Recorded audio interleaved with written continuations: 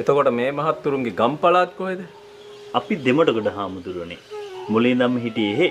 දැන් සතියක් වගේ ඇති මෙහි පදිංචිට ඇවිල්ලා. කොහේ ඉඳලා මේට ආවත් කමන්නේ නැහැ මහත්තයෝ. දානි ටික හොඳට තියෙන්න ඕනේ නැද්ද හාමුදුරුවෝ? දාන ටික නම් අපි හොඳට දෙනවා හාමුදුරනේ. ඒ ගැන සැකයක් තියාගන්න එපා. මේ තව මොනවාද අපේ හාමුදුරනේ මේ පන්සලේ තියෙන අඩුපාඩු එහෙම?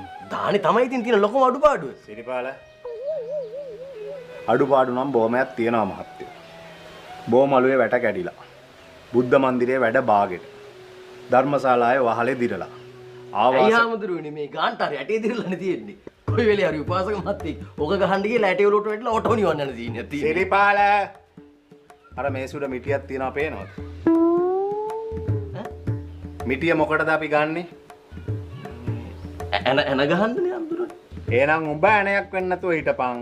නැත්තම් මට සිද්ධ වෙනවා ඒ මිටිය අරන් උඹට ගහන්න.